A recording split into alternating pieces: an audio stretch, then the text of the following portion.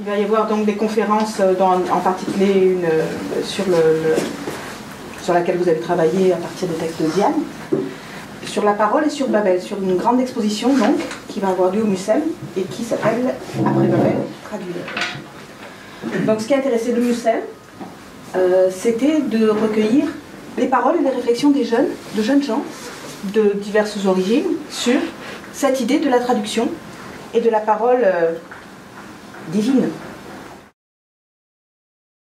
Ils ont voulu construire une énorme tour pour atteindre Dieu et Dieu, pour les punir de vouloir l'atteindre, c'est là qu'il a donné une langue à chaque personne pour qu'ils puissent plus se comprendre entre eux et qu'ils s'étalent dans le monde. Est-ce que Dieu parlait? Non. On sait pas. En fait, on peut pas savoir parce que Dieu n'est pas un humain et nous on peut comprendre que les humains. Donc on peut pas comprendre Dieu. Voilà. Pourtant, il a bien voulu se faire comprendre.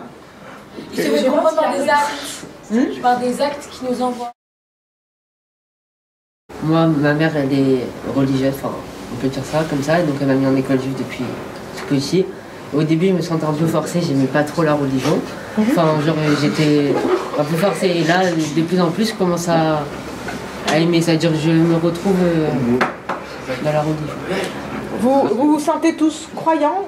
Oui. De votre propre personnalité, vous savez déjà que vous êtes croyant vous-même et que c'est pas une religion que vos parents ont induite en vous ou Non. On nous a appris des choses qui forcément ça nous intéresse, on se questionne et le fait qu'on ait les cours de Kodesh, on en a tous les jours, c'est normal. C'est normal, enfin c'est... Voilà. Mais ça dépend pour qui, il y a des personnes qui peuvent se poser des questions, qui peuvent se dire est-ce que Dieu existe, comment, est-ce qu'il a vraiment écrit la Torah lui, enfin c'est lui qui a dicté la Torah, s'il existe vraiment, est-ce qu'il y a une fin du monde ou pas, on sait pas en fait, on se remettre en question. Si on pratique pas, on reste juif, donc on peut pas vraiment dire que le judaïsme c'est une religion. Puisque, c'est ce qu'on a vu. Et après on a vu qu'est-ce que c'est pour nous être juifs. On a vu 5 piliers. La famille. Se rapprocher, etc. Donc il y avait la langue, il y avait la mémoire, la famille, et la Torah. C'est les lois qui régissent. Les lois, les lois. Qu'est-ce que ça vous a apporté de travailler sur ces textes de culture musulmane? Pour connaître les gens avec qui on est, pour être qui on rencontre, il faut l'étudier, pour savoir ce qu'ils pensent.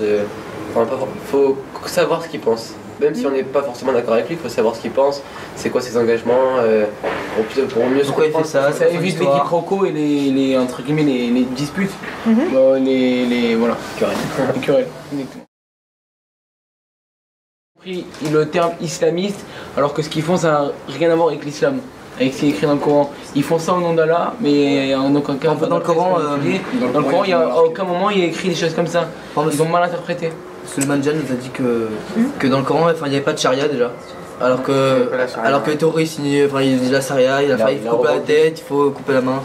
Enfin, comme ça, en fait, ils sont plus littéralistes que comment expliquer, en fait ils comprennent ce qu'ils lisent alors que ce qui a marqué c'est pas forcément le premier sens de la phrase. Il faut aussi les commentaires, les interprétations, les philosophes qui expliquent tout ça. Bonjour, je m'appelle Ormaman. Bonjour, je m'appelle Sarah Namesati. Nous souhaitons poser une question sur l'islam. Donc on voudrait savoir quel est le rapport de la philosophie grecque avec l'islam, parce que dans le chapitre 2 de votre livre Comment philosopher en islam, vous dites que le prophète Al-Mahmoud a eu un songe, donc on suppose que c'est Dieu qui lui a envoyé ce songe. Et on voudrait savoir pourquoi il s'est adressé à Aristote, qui est lui polythéiste, et alors que l'islam est une religion monothéiste. Bonjour, moi je m'appelle Jonathan Aïda.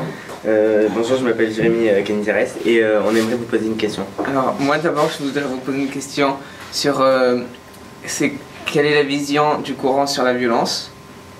Et moi, comment interpréter le sacrifice animal dicté par Dieu et les prophètes? Bonjour, moi je m'appelle Dina Loulouche et j'aimerais vous poser une question, c'est pourquoi chez les musulmans la religion est-elle transmise par le père? Bonjour, je m'appelle Ruben Jetrit. Et moi je m'appelle Noé Trossi. Alors on aimerait vous poser une question, c'est est-ce que l'islam évolue à travers le temps? C'est-à-dire dans la tradition. Et dans la pratique. Bonjour, je m'appelle Ethan Cristiani. Moi Nathan Karl et on aimerait vous poser une question par rapport à l'islam. Alors, est-ce que l'islam, selon sa localisation, il peut être différent? Bonjour, je m'appelle Myriam Benichou. Bonjour, je m'appelle Yona Mselem et on aimerait vous poser une question par rapport à la conversion à l'islam. Pourquoi est-il si facile de devenir musulman?